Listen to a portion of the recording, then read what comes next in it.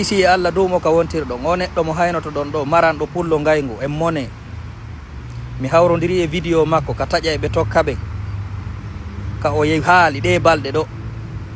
o wi wo Doumbouya no duwa accutude haqqil e ɓe wonaɓe jiidede ka axe wo ɓiɓɓe hewɓe no jiidede fulɓe no arde ɗon jiido ñande o wur wo soɓe o watta naali ila wo ko ɓen immoyto contre makko janggo wo woɓɓe ɓen na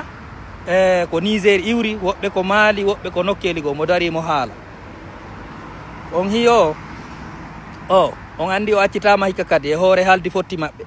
par ce que o anda hunde sina ko nadata yiite nder makko ko kala seekay ɗo mo andi ko ɗon o respectata ɗon andi noon e tan Alpha Condé fop ko honɗum o waɗi ko honɗum o huwayno ƴettugol otoje ƴetta yimɓe jinda e nder Fouta Dialo waddidira yimɓe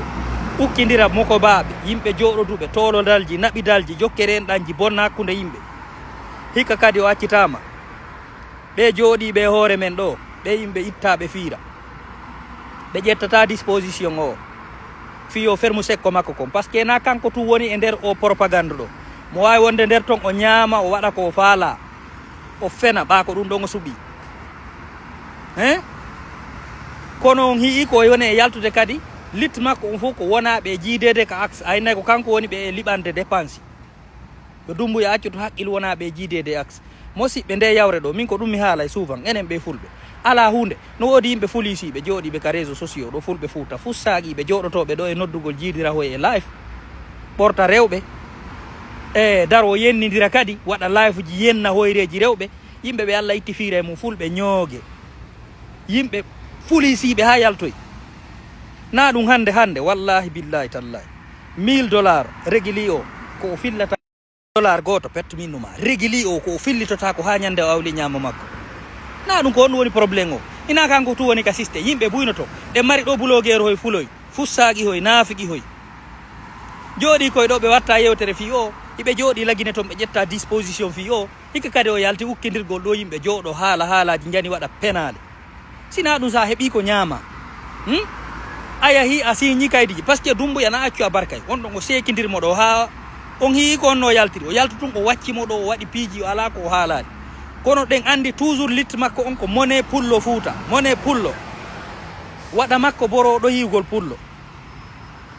mi tañƴinigo hay oɗo honno e Benito o waɗani o vidéo ko ɗum waɗi min sifa ɓe fop wallahi ɗe balɗe ko o nangano sokaɗo mbino ɗo wano o kotirawo meɗen ɗo momi teddini momi yiɗi gollal muɗum tijjani himo waɗana sifa o vidéo he sifa ɓe na innu haray ko démocratie ɓe na handuɓe kene ɓe ko handuɓe e fiɗede baaluwal billahi nan ko honɗum woni yaltugol cukko kadi leñol fayin ko ɗum woni probléme o a wata yaltude tawta yimɓe no heewi toon blogueur ñoogue foro fara fof naatino no ñamude toon no fende penale no haalde ɗuma ko ɗum o yaltirta kadi cukko pullo Fouta ko ɗum pullo waɗi o no duwa nanguede kono enen ɗe mari coordination fus nafa iɗen mari mokobaɓe men ɗo fus ɓe immotako fus ɓe watta blogueur o e fenade o ne jooɗi ka réseau sociaux ɗo kay ko yennidiro nene yennidiro baba ɓorto rewɓe haalaji live uji o yalti ɗo kadi cukkagol yimɓe wonɓe jiidade ka axe kono ɗum si ɓen jiidike to wulure ɗum ko ɗon probléme makko na ɓeyni kankan no ɓuuri Conakry yimɓe ko ɗum woni probléme makko haɗi o occupé e kankan ton ka toon kan jiidaka ala kay jiidede toon ko no kankan ɓurirta yimɓe Conakry tawa ki mone makko o fof ko yimɓe wonaɓe jiidede kay pelleti ko ɗo fulɓe ɓuuri ɗuɗirde daro he o vidéo an ɗo maremo si tawi Doumbouya wattana liila ko o liɓoyta laamu makko ɗe wonaɓe jiidede ɗo ko ɗum woni probléme o fuɗɗitike kadi wallahi se ƴettal disposition o ko neɗɗo dugulajo ni o wallahi o na kaso handi ko piyede kaafa o par ce que na neɗɗo moƴƴo ni ko vrai neɗɗo nonsense joni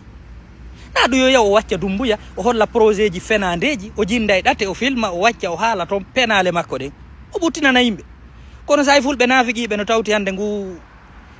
dundarankewu ngu bandiru ndu neɗɗo huɗandu Doumbouyaru ɗo jooɗi binde o ko naafiqiɓe yimɓe fussaqiɓe hay ƴettangol o disposition ɓe ɓokka hay salaire o koye ɓe yoɓete koye ɗon ittugol ɗo 10 millions francs guiné ma ko ɓe wujjata konde ɓa salaire ko neɗɗo mo andanɗa hoore ma ko jooɗiɗo e légal fiɗa o neɗɗo huɗaɗo billahi sen ƴettal disposition o fuɗɗitike kadi ɗon andi o en oya e ɓeeno tawanoɗo ko gesele yimɓe sunnete ko jawle yimɓe daabeji yimɓe warete kala ka bone pullo Fuuta heɓata ono tawete jooɗoɗen nani yimɓe jooɗo ɗo e raay fuji e yennidiro e rewɓe o ko duwaɗo ƴettanede feere wallahi o ina neɗɗo moƴƴoni tori fi o ɓerdande mettirta wallahi billahi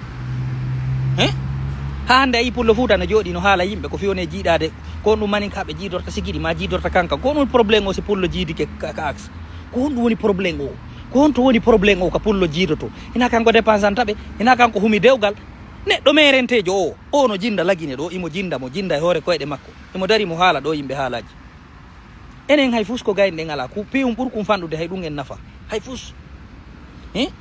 yano yimɓe no dari ɗo no yennana Dumbuya pullo Fuuta no kuddi billahi wallahi mi miijoto to min nandi kuddi ɗo ko honto ndi nokka e ley laalagal ngal chat hay o ni neɗɗo wawɗo ni na mi rayi woɓɓe no heɓa courage daragol yenna leñol men ngol fab kadi non dartitoɗen de ɗuɗande gooki bareeru wotoro raɗɗo sentere fof fus en nafa hiɗen ɗuuɗi ɗo ayna guerto coggunayi pus ɗen mari marɓe mbuuɗi pus ɗen mari yimɓe ɗumaɓe pus mo kala ko intérêt mum gon jokkina ɗum ko ono darota haala yimɓe fi ko jiidoto ko noon probléme o min siko pullo Fuuta haalno ɗum miɗo wawayno famude kono ko ɗum o darota ina Dumbuya watta yilay ko yimɓe jiidoto ka axe ko ɗum woni probléme o e jiidi yimɓe ka axe